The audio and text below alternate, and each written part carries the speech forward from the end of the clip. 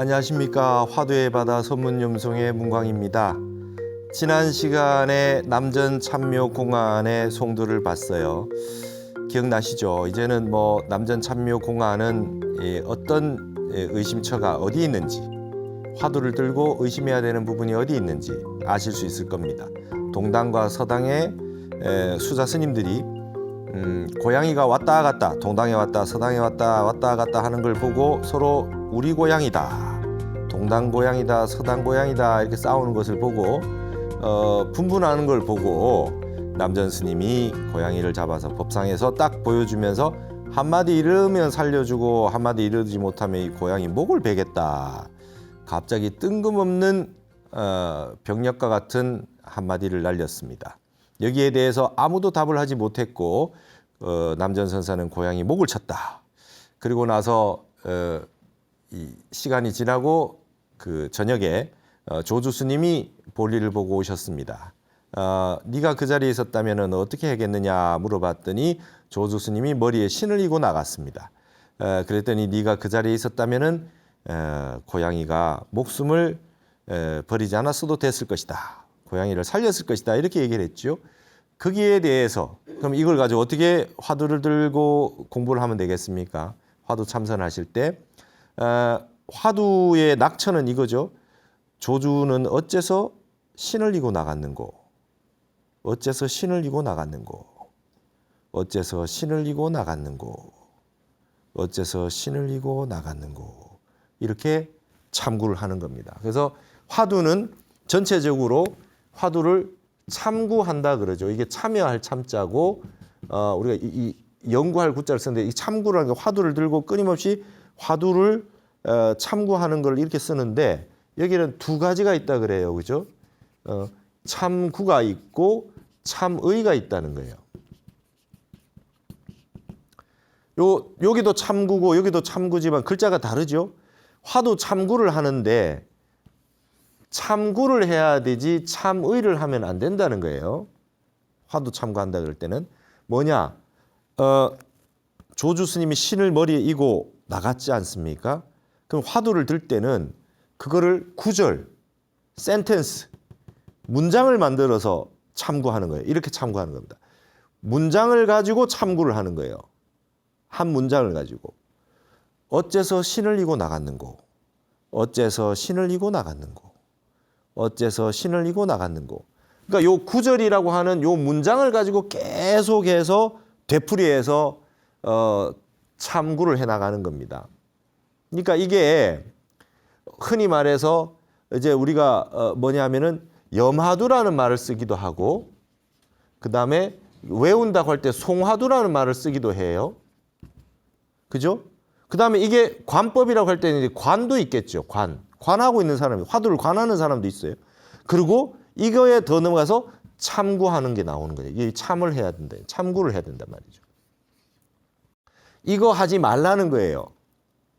염화두는 나무아미타불 염불하듯이 하는 거죠. 생각은 딴 생각할 수 있어요. 나무아미타불, 나무아미타불, 나무아미타불, 관세음보살, 관세음보살, 관세. 근데 생각을 딴 걸로 할 수 있죠. 그걸 이제 그걸 외우고 염하는 거죠. 원래 염이라는 뜻이 그렇게 나쁜 뜻이 아닌데 사띠잖아요. 우리가 염불을 한다고 했을 때 부처님을 생각하고 입으로는 말하고 삼밀가지라 그래요. 그죠? 눈으로 보고 생각을 하고 그다음에 말로도 하고 모든 온 정신과 몸을 다 바쳐서 하는 게 염이에요. 원래는. 근데 이게 이제 염불이라고 하는 형태 원래 그렇게 돼야 되는데 염불이라고 하는 게 잘못하면 그냥 말만 하고 있을 수가 있죠. 머릿속으로는 부처님을 생각하고 아미타 부처님 아미타불을 염하고 생각을 하고 그다음에 말로는 부처님으로 염하고 외우고 있고 그러면 생각도 늘 부처님을 하고 그래야 되는데 말만 쭉 하는 게 이제 될 수가 있어요. 그게 이제 그보다 못한 게 송화두죠. 그냥 입만 그걸 외우고 있는 거죠. 머릿속에는 온갖 딴 생각을 하면서 외우고 있는 게 이제 송화두라 그래요. 송화두보다 더 못하죠. 이게 더 못한 거죠. 근데 염불이라고 하는 것도 제대로 하면 온 정신을 다해서 하는 게 염불입니다. 근데 보통 잘못하면 우리 염불을 해보시면 아시겠지만 나무아미타불 해서 쭉 가도 오토매틱으로 저절로 될 때가 있어요. 될 때가 있는데 염불은 끊어지지 않는데 가끔가다 생각을 딴 생각 할 수 있어요. 해보신 분들은 아실 겁니다. 관세음보살 1000번 만번 하다 보면 입으로는 계속 관세음보살이 염해져요. 근데 중간에 딴 생각이 같이 할 수가 있어요. 희한합니다. 오늘 저녁에 반찬은 뭘 할고 그러면서 관세음보살 될 때가 있어요. 이런 식으로 염화도 해서는 안 된다는 거예요. 왜냐하면 참구라고 하는 거는 잘 그렇게 되지도 않습니다. 왜냐하면 염이라고 하는 건 하나를 외우고 있는 거고 계속 외우고 있는데 생각을 따르게 하는 거지만 화두를 참고할 때는 그 구절을 가지고 남아미타불 같은 구절을 가지고 어째서 신을 이고 나갔는고 무자화두 같으면 어째서 무라 했는고 어째서 무라 했는고 어째서 무라 했는고 계속 할 수 있죠.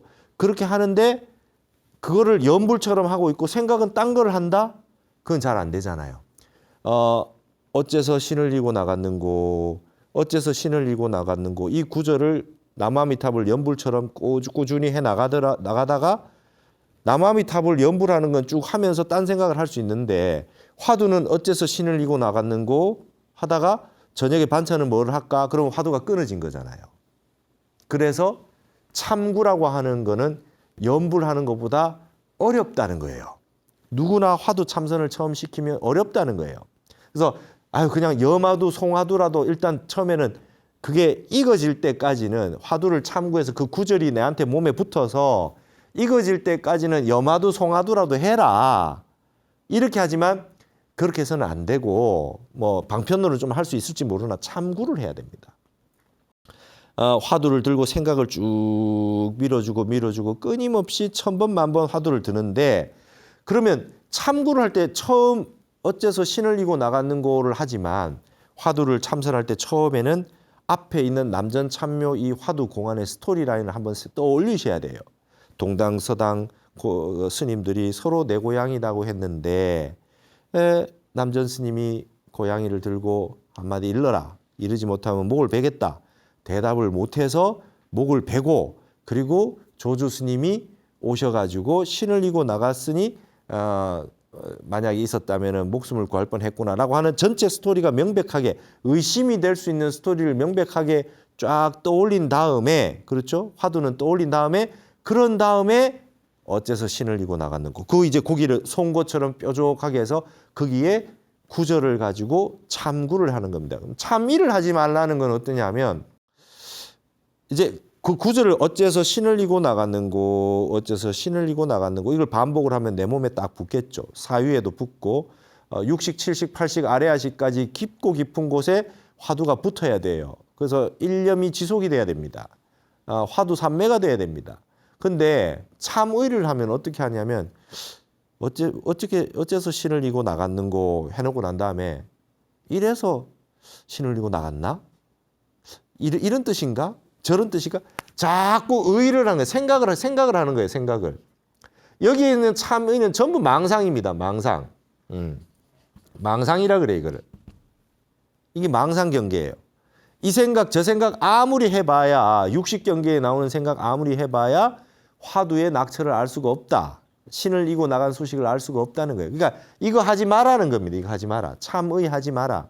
이래서 그랬나 저래서 이 생각 저 생각 화두 의심을 하라고 하니까 이 생각 저 생각으로 의심을 하는데 그렇게 하지 말고 한 구절을 딱 잡아서 어째서 신을 이고 나갔는고 하면 그걸 딱 잡아서 어째서 무라 했는고 그다음에 어째서 정전백수자라 했는고 그 구절만 딱 가지고 합니다. 그러면 이제 나중 되면은 무자 화두도 어째서 무라 했는고까지 갈 필요가 없이 무라 무 이렇게도 이제 화두를 들 수가 있죠. 앞에 있는 스토리 라인은 분명히 내 속에 다 인식이 되어 있으니까 그렇게 해서 앞에 내용을 전혀 모르고만 구절만 할 수는 없으니까 스토리 라인을 한번 기억을 하시고 난 다음에 참선을 딱 시작해서 쭉 갈 때 참구를 쭉 하셔라 하는 거예요. 그렇게 해서 화두를 든다 이 말이죠. 근데 앞에 스토리 라인은 생각은 하지만 참선할 때 참구를 해서 구절을 가지고 하는데 그 다음부터는 참의를 하지 말라는 거예요. 이래서 저랬나 저래서 저랬나 조주무자 화두 같으면은 뭐 유와 무를 떠난 또 다른 무가 있나 뭐 이런 식으로 자꾸 생각하지 말라는 거예요. 그거 다 참이다 이게 다 망상이다 이거죠. 이렇게 해가지고는 선정산매에 들 수가 없다. 그게 이제 이런 우리가 지금 선문 염송을 가지고 한문으로 된 텍스트를 쭉 보고 염송을 다 보고 있지만 이거 보고 있는 것만 가지고 공부가 아니라는 거예요. 그건 잘못하면 참의로 가잖아요.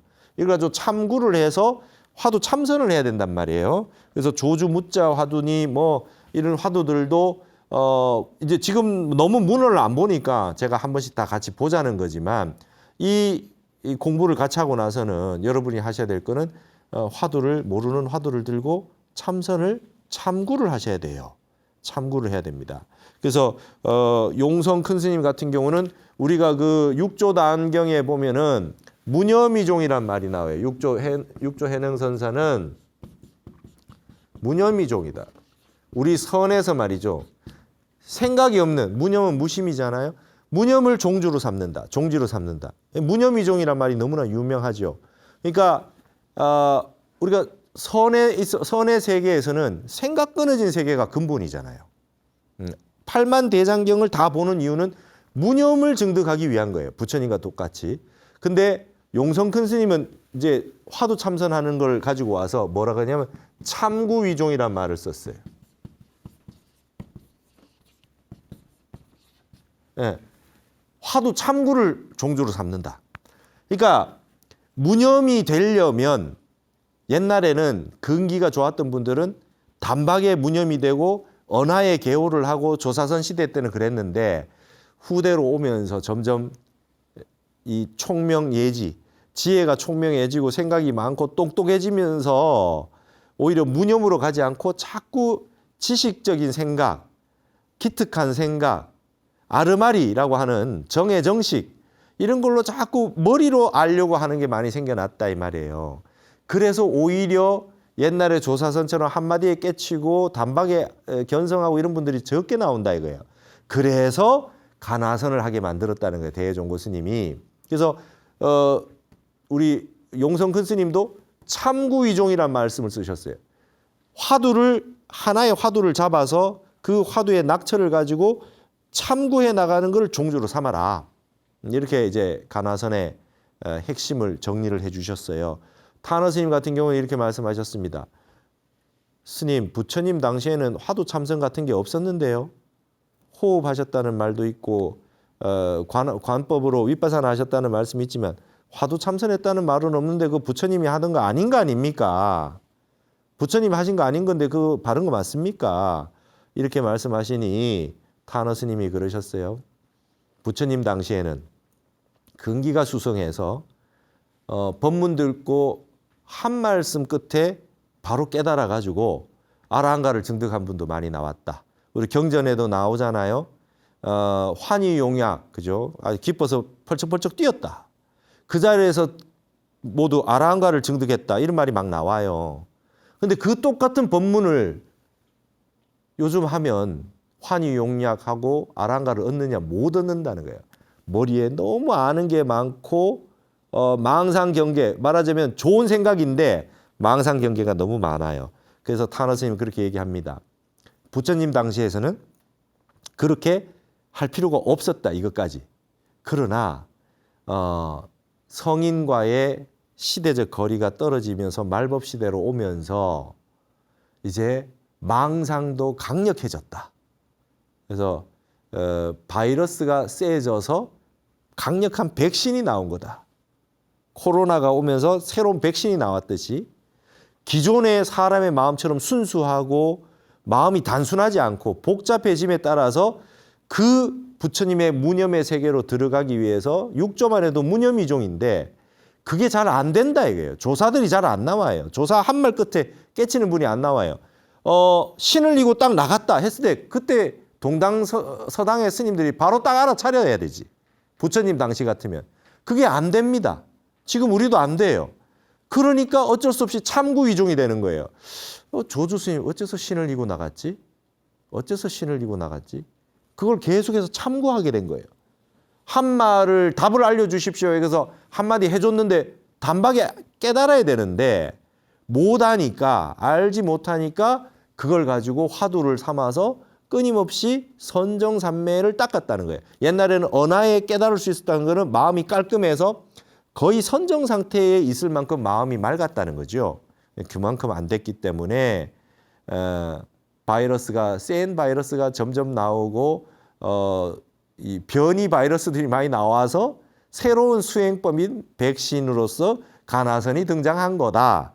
타하나 스님은 그렇게 얘기했어요. 그래서 부처님 당시 하지 않은 수행인데 이게 뭡니까? 이렇게 하지 말고 이 가나선으로 역대 수없이 많은 큰 스님들이 견성하셨다. 우리가 알고 있는 스님들 다 이거 하셨어요.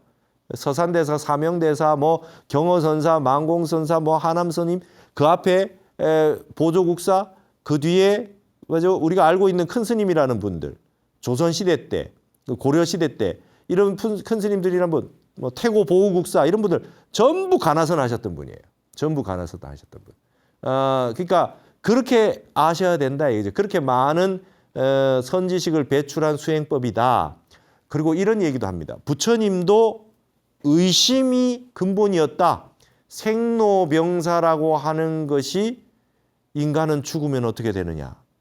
내가 왕자로서 태어나서 이렇게 살아서 결국은 죽는데 저 병 들고 죽는 걸 해결을 못 하는데 우리는 어디서 태어나서 어디서 왔으며 어디로 갈 것이며 이게 지금 끊임없이 윤회를 하면 이게 이제 어떻게 되느냐라고 하는 궁극적 의심을 통해서 사문유관을 통해 가지고 유성 출가하셨다. 출가해서 혼자 머리를 자르시고 그때는 스님이라는 게 없었잖아요. 바라문교는 있어도 처음으로 그렇게 수행자로 될 때의 문제의식이라고 하는 게 뭐냐? 의심이죠. 의심. 존재의 궁극적인 의심. 궁극적인 진여에 대한 의심. 그 의심이 발단이 돼서 부처님도 수행을 하셨고 선정산매에 드셨다. 그런 패턴으로 보면 이 가나선의 궁극적인 의심, 의단을 가지고 선정산매에 들어서 화두를 타파해서 견성하는 거나 부처님이 생로병사의 궁극적인 인간의 존재의 문제를 의심하시고 의문을 품고 수행을 해서 대각을 이루신 거나 패턴은 같다 이거예요.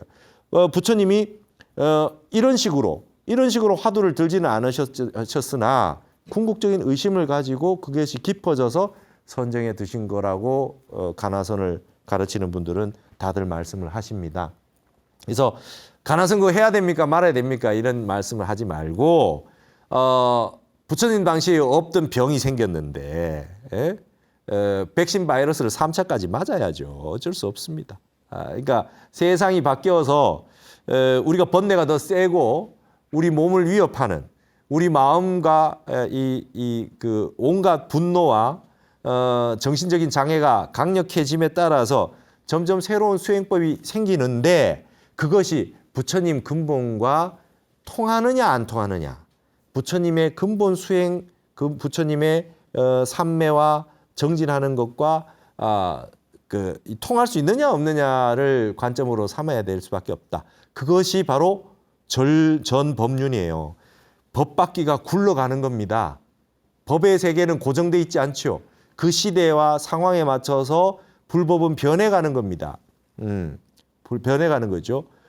부처님 당시의 것만 지켜야 된다라고 한다면 계율은 지금 우리가 그렇게 지키고 있지만 그것만 지키고 다른 건 안 해도 된다? 그게 아니지 않습니까? 부처님의 율법 정신에 맞춰 가지고 현재 부처님이 계신다고 한다면 이거는 지켜야 되느냐. 그때 당시에 없었는 건데 이건 하면 안 될 것 같으면 지금 그거는 하지 말자.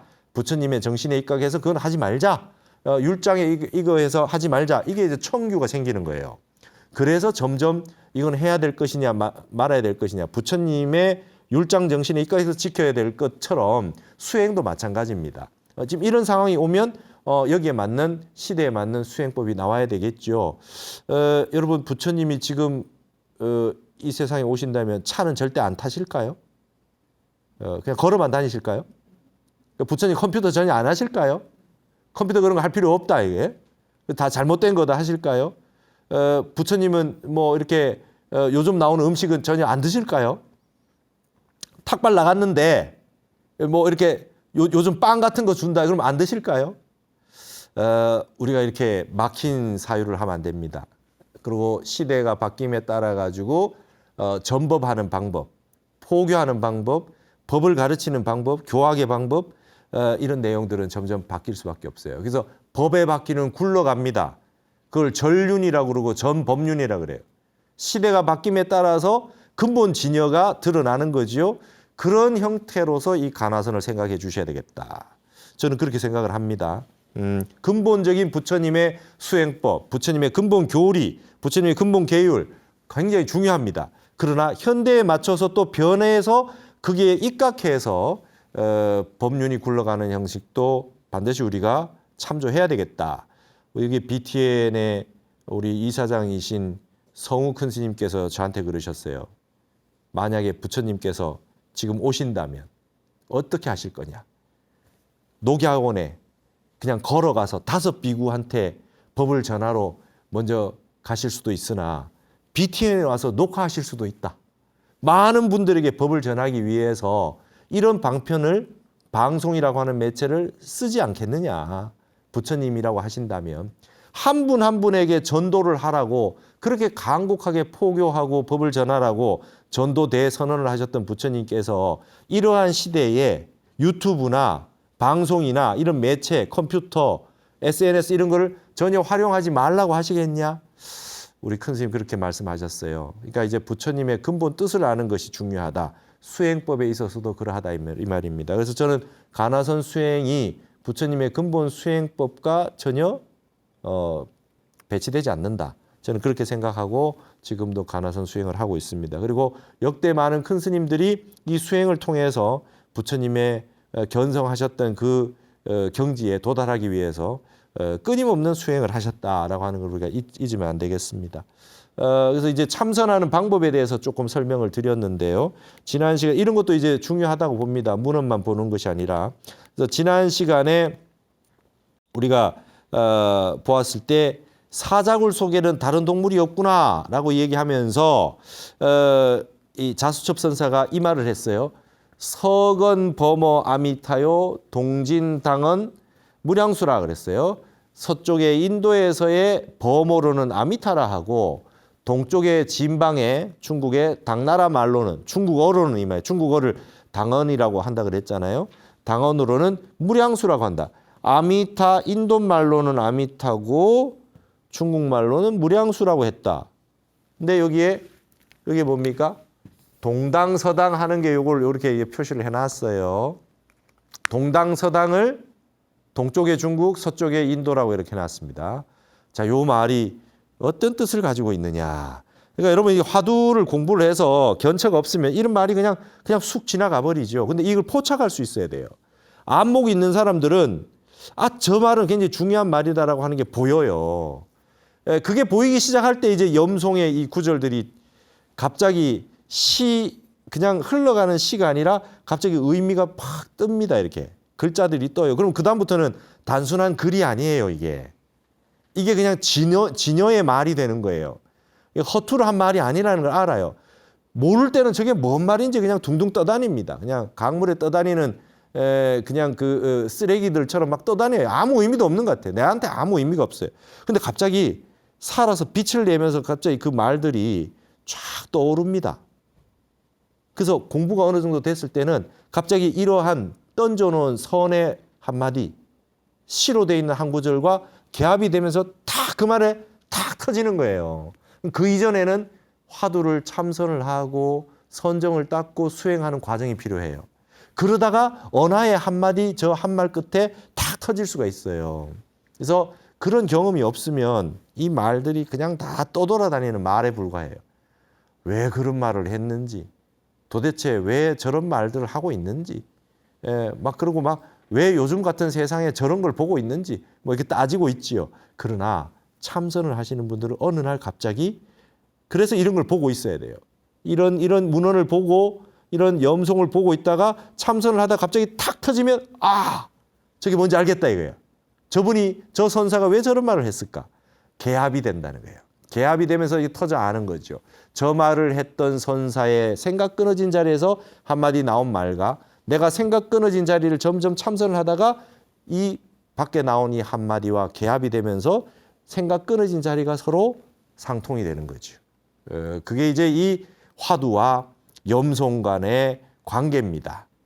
이런 부분들을 이 공부가 얼마나 수승한 공부인지 이게 최고의 공부예요. 제가 지금까지 공부 꽤나 했다 했는데 여러 가지 책을 봤어요. 온갖 철학책도 보고 뭐 학과도 여러 학과를 다녀보고 뭐 중문학, 선학, 철학 뭐 별의별 책들도 보고 뭐 다 해봤는데 가장 열심히 보는 게 이 선문염송 같은 이 조사 어록이라 그러지 않습니까? 이게 이유가 있어요. 이게 최고의 경지입니다. 최고의 경지고 이 공부를 하다 보면 부처님의 진리의 세계에 들어가는 이게 하나의 관문이다. 하나의 관문이라는 걸 알 수 있어요. 이 관문을 뚫고 들어가야 그 세계를 한번 만나구나. 미륵을 만나기 위해서 선제동자가 비로자나 장언각 누각을 뚫고 들어가야 되고 절에 들어가려면 일주문을 뚫고 들어가야 되고 부처님을 만나려면은 관문을 열고 들어가야 되듯이 그런 관문이 있습니다. 그 관문이 나타났을 때 내가 모르는 게 나타났을 때 내버리지 마시고 뭘 이런 걸 해. 나는 이미 다 알았는데 이러지 마시고 여기 한번 내 목숨을 한번 걸 필요가 있다. 그만한 값어치가 있다. 내 인생을 한번 여기 다 바칠 필요가 있다. 그래도 좋을 만큼 이 공부는 가치 있는 공부다. 그런 생각을 해보셨으면 좋겠습니다. 자, 그 다음에 이 자수첩선사 밑에 이렇게 꺽쇠로 돼 있는 표현은 이제 다른 말을 해놨어요. 뭐라 그랬냐면 차로군 이 기록에는 이게 이 스토리 라인이 조금 다르게 기록돼 있는 게 있어요. 뭐냐면 남전 상당에 남전 스님이 법상에 올라갔는데 유묘화 도상 법자언을 갑자기 이제 스토리가 달라요. 법상에 올라가 있는데 고양이가 갑자기 법상 위에 푹 뛰어 올라온 거예요. 왜 고양이가 잘 뛰어 올라가잖아요. 법문하신다고 있는데 법상에 고양이가 푹 뛰어 올라왔다는 거예요. 그래서 전 제기 시중은하되 남전 스님이 이 고양이 올라온 고양이를 이렇게 잡아서 갑자기 들어 보이면서 시중에게 말씀하셨어요. 유인도덕하면 불참하고 말할 수 한마디 이룰 수 있으면은 내가 목을 베지 않고 도부득하면 즉참하리라 한마디 이르지 못하면 내가 고양이의 목을 베리라 한데 수자장 묘규언을 이게 갑자기 법상 위에 툭 뛰어 올라왔는데 그 고양이를 잡고 한마디 이르면 살려주고 한마디 이르지 못하면 내가 목을 베겠다. 그랬더니 어떤 청중에 있던 수자 스님이 한 분이 묘규를 냈다. 야옹 하고 고양이 소리를 냈대요. 한마디 이러면 내가 살려주겠다 그랬더니 밑에 있는 스님 한 분이 수자 스님 한 분이 야옹 하고 고양이 소리를 냈다예요. 그랬더니 남전이 변참했다. 바로 목을 베버렸대. 엉뚱한 짓 하지 마라 이게. 고양이 소리 내는 거 안 된다 이거지. 원래 이렇게 기록되어 있는 스토리도 있어요. 그러니까 동당에 있는 고양이 그 동당 스님 서당 스님 있는데 고양이가 왔다 갔다 하는데 어느 날 고양이를 잡아서 법문했다는 것이 주된 이야기인데 다른 데에는 법문하시는데 갑자기 고양이가 툭 뛰어 올라와서 그 고양이를 잡고 한마디 이르라고 했는데 어떤 스님이 고양이 흉내내는 소리를 냈더니 바로 고양이 목을 뱉다 이렇게 돼 있어요. 그럼 이거 스토리는 조금 다르죠. 이거 스토리는 좀 다른 겁니다. 그다음에 천동각 선사의 그 송을 보시겠습니다. 누누이 말씀드리지만 이 천동각 선사는 굉지정각 스님이잖아요. 화두 참선하지 말고 묵조선 해라. 하루 앉아 있으면 하루 부처요. 1년 앉아 있으면 1년 부처다. 우리는 본래 다 깨달아져 있기 때문에 부처님처럼 앉는 시간만큼 부처가 된다. 이렇게 얘기했던 분이 이제 굉지정각선사인데 여기에 대해서 대종고 스님이 그럼 많이 앉아 있으면 부처냐? 마음이 비어져 있어야 되지 몸이 그냥 몸뚱이 앉아 있기만 하면 그게 부처가 되는 거냐? 행주자와 어묵동정에 묵조를 하지 말고 화두를 들으라. 이게 이제 대종고 스님의 의견이었지요. 그러니까 말하자면 뭐 대종고 스님 식으로 얘기하자면 그러면 오래 앉아 있는 사람 못 걷고 앉아만 있는 사람은 그러면 부처가 제일 빨리 되겠네. 뭐 이런 식이죠. 그래서 늘 그 움직이거나 산책하거나 모든 일체처 일체시에 화두를 들으라. 마음이 일념으로 화두를 들으라. 이렇게 얘기했습니다. 그 대스님의 뜻은 그러한 것인데 그러니까 이제 우리 이 굉지정각 스님의 말씀도 일리가 있어요. 우리가 움직이면서 화두가 잘 안 들리잖아요. 움직이면서 일념이 잘 안 돼요. 그렇기 때문에 참선하실 때 어찌됐든 제일 처음에 좌선부터 시작해야 됩니다. 앉아야 되고요. 앉는 시간을 점점 좀 늘리셔가지고 화두가 몸에 붙고 그게 이 화두에 의심이 조금 생각이 이렇게 붙어서 습관이 들어야 돼요. 그래야 움직일 때도 화두가 좀 들리죠. 앉아서도 안 들리는데 어떻게 그 행주자와에 늘 화두가 들리겠습니까? 대종고 스님이 묵조선을 비판했던 그 낙처를 이해를 하시고 그러나 앉지 않고 참선을 한다. 무조건 앉지는 않고 참선만 한다라고 하는 건 쉽지 않아요. 그래서 일단은 처음에 좀 앉으셔야 됩니다. 좌선부터 시작해야 돼요. 왜 그럼 좌선을 합니까? 서서 입선하거나 누워서 와선을 하거나 쉽지 않습니다. 여러분 누워있는 게 더 편한 것 같지만 누워가지고 8시간 잠을 잘 수 있으나 움직이지 않고 가만히 있으면서 좌선을 해라 그러면 못할 겁니다. 뒤척이게 돼요. 그 다음에 서가지고 있어라. 서가지고 있고 가만히 움직이지 않고 그대로 가만히 있어라. 이것도 좌선 잘 못합니다. 참선 못해. 그래서 앉아 있는 게 그나마 제일 편안하게 앉아 있을 수 있어요. 그 이유는 뭐냐면 우리 몸의 구조가 그렇습니다. 백회에서 회음부까지 이렇게 앉아 있을 때 이게 백회에서 회음부인데 여기가 일자로 이렇게 되면서 이렇게 동양에서 한의학에서 말하는 임동맥이 이렇게 돼서 수 기운은 올라가고 화 기운은 내려오면서 하단전에 있는 여기에 기운이 모여가지고 중단전, 상단전이 이렇게 열리는 건데 여기서부터 이제 시작이 되는 거잖아요. 그래서 여기 따뜻한 기운이 이렇게 모이고 찬 기운 올라가고 이렇게 되는데 서가지고는 백회와 회음부가 일자가 잘 안 돼요.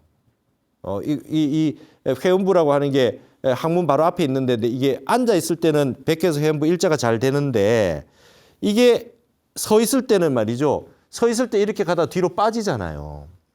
회음부가 뒤로 빠지게 돼요. 일자가 안 됩니다. 여기 하늘의 기운을 받고 이게 땅의 기운을 받는데 잘 안 돼요. 누워 있어도 마찬가지죠. 그러니까 이게 이렇게 딱 고정이 딱 돼 있으면 기운이 잘 돌기 때문에 이게 습관이 돼서 잘만 되면 몇 시간도 앉아 있을 수 있어요. 꼼짝 안 하고. 근데 꼼짝 안 하고 서 있는다든지 꼼짝 안 하고 누워 있는 건 어렵습니다. 와선이 어려워요.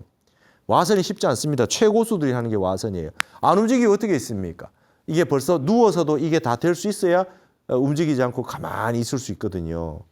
그래서 이 좌선이 그나마 제일 이 기운이나 모든 부분이나 마음을 안정하거나 몸이 세팅하는 데 가장 수승하기 때문에 좌선부터 합니다. 이게 돼야 그다음에 행주자와 의목동정 행선도 되고 다 가능하기 때문에 일단은 좀 앉으셔야 된다라는 거죠. 그래서 불상에 우리가 부처님 불상을 그 좌상으로 많이 모시는 이유는 그 모양 보고 참선하라고 가르쳐 주는 거죠. 부처님도 앉아서 하셨다.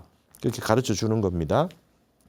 그래서 일단은 앉아야 된다. 일단 좀 앉아서 참선을 좀 해서 거친 마음이 좀 쉬워지고 참선을 좀 할 줄 알아야 행주자와에 다 된다 이거예요. 그래서 이 동선이 움직이면서 되려면 좌선부터 시작을 하셔야 된다. 선문염송 책도 보고 화두도 공부를 하시면서 이제 참선을 시작을 하셔야 됩니다. 그리고 1시간 앉았던 분은 2시간 앉고 2시간 앉았던 3시간 앉고 조금 더 늘릴 필요가 있어요. 그런 측면에서는 굉지정각선사의 이 가르침도 참조를 하실 필요가 있습니다. 지금 천동각 선사의 송이 나와서 제가 그 설명을 드렸습니다. 천동각이 송하되 양당 운수 진분라언을 왕노사능 험정사라 이도 날카로운 칼 이도 참단 구망상하니 천고영인 애작가로다 그랬습니다. 어려운 글자 별로 없어요. 양당 동당과 서당의 운수납자가 운수납자는 여러분 구름과 물이라고 하는 거는 가만히 있습니까? 항상 움직이죠. 설악산에 산책을 하고 그 다음처럼 지리산에 산책을 하고 그 다음에 부산의 동네 범어사에 산책을 하고 이렇게 그 다음에 속리산에 가서 산책을 하고 이렇게 운수납자라 그래요. 한 곳에 머물러 있지 않고 스님들이 계속 장소를 옮겨가면서 한 철씩 나는 거를 이제 운수납자라 그래요. 자유롭게 다니면서 한 곳에 있어가지고 적응이 될 만하면 딴 데 떠난다 이거예요. 여기 한 곳에 있는 것에 이제 편안해지면 다른 곳에 떠나가서 또 불편한 곳에 가서 정진을 해서 적응을 하고 이렇게 하면서 만행을 다니시고 여러 곳에 운수납자가 돼서 다 이렇게 정진을 여러 곳에서 하면 뭐가 됩니까? 예, 모든 것이 원만구족됩니다. 물기운이 강한 곳, 불기운이 강한 곳, 토기운이 강한 곳, 내한테 맞는 곳도 있지만 맞지 않는 곳도 있겠죠. 그러면 취사 선택하고 분별심하고 좋은 것만 찾고 나한테 이로운 것만 하고 하는 마음에 부합될 수밖에 없겠죠. 그러나 내가 맞지 않은 곳도 다니면서 정진을 하는 것이 이제 원만구족되는 어떤 그런 이치다. 인간은 누구나 중도에 있지 않다. 과부족이 있어요. 어떤 거는 기운이 넘쳐고 어떤 거는 적고 어떤 사람은 빠르고 어떤 사람은 느리고 그러나 자기에게 맞는 곳에만 살게 되면 자기 기질대로만 살고 자기 분별심으로만 살게 된다. 그래서 운수납자가 되어서 원만구족하기 위해서 여러 곳을 다 다니는 게 스님들의 기본적인 수행 방법이죠. 양당의 운수납자가 분나에 뭡니까? 분나 전부 진이라고는 전부 다 이 말이에요. 전부 나누어 가지고 끌어당겼다. 이게 팽팽하게 우리 거라고 주장하는 게 끌어당겼다는 거예요. 왕노사 남전선사는 이제 왕시라 그랬잖아요. 그래서 왕노사는 바름과 바를 정자, 그다음에 삿대는 사자, 바른 것과 삿된 것을 능히 징험했네. 능히 잘 가릴 수가 있었네. 동당 스님, 서당 스님이 서로 내 고향이라고 끌어당겼어요. 나눠져 가지고 끌어당겼지만 남전선사가 잘 옳고 그름을 가리셨네. 날카로운 칼 가지고 참단 칼로 목을 베서 끊어버리니 구망상이라 모두 망상이라는 게 무상하고 같습니다. 형상이 사라져 버렸다. 고양이 목을 베는 게 고양이 목만 벤 게 아니라 동당 스님, 서당 스님의 마음에 있는 분별심마저도 싹 자취조차 없이 싹 베어버렸다. 지금 여기 이렇게 갱지정각선사는 얘기했어요. 천고의 영은 사람으로 하여금 작가를 사랑하게 했구나. 여기 아주 멋진 말이 나왔어요. 작가를 사랑하게, 작가라고 하는 말은 도적이란 말과 같이 선지식, 큰 스님들을 선사들을 이렇게 작가라 그래요. 멋진 말을 한마디 하니까 도적이란 말을 표현하기도 하고 작가라고 표현하기도 했는데 이 남전선사가 고양이 목을 벤 이후로 천고에 수없이 많은 사람이 이 남전선사를 사랑하게 되었다. 이게 뭔 말입니까? 이런 멋진 법을 펼치셔가지고 비록 고양이 한 마리는 세상을 떠났지만은 수없이 많은 공부인들이 이 화두를 가지고 공부를 하게 돼서 이 무심의 경지를 터득한 분들, 이 화두를 타파한 분들이 견성하게 만들었잖아요. 그러니까 이게 어마어마한 이 1000년 넘는 가르침을 준 거니까 수없이 많은 분들이 지금도 남전참묘 화두를 가지고 참선을 하고 있으니 남전선사의 경지에 도달하기 위해서 조주 스님이 신을 버리고 나간 그 소식을 알기 위해서 공부를 하고 있으니 이 대선지식 작가를 사랑하게 만들었구나 이렇게 얘기했어요. 여기에 이제 여러분 이 분나라고 하는 게 이거 한 가지 오늘 말씀을 드리고 마칠까 합니다. 이게 나자가 끌어당길 나자거든요. 끌어당긴다는 거예요. 여러분 제주도 가면 한라산이 있죠. 한라산이 있어요. 한라산 뜻이 뭡니까? 한라산 뜻이 뭡니까? 제주에 가면 말이죠. 해수욕장, 중문해수욕장이 있어요. 그러니까 중국 사람들이 너무 좋아해요. 이게 중문이라고 하는 게 중국어라는 뜻이거든요. 중원. 중문과를 중원시라 그러잖아요. 나 중문과 출신이라 중원시라 그래요. 그럼 이게 중문해수욕장 그러면 중국어 같잖아요. 한라산은 한나라 같잖아요. 근데 이게 여기 한라산의 한라는 뜻이 뭡니까? 끌어당길 나자가 나와서 여러분 저 한라의 한은요. 저 한라의 한은 은한입니다. 은한.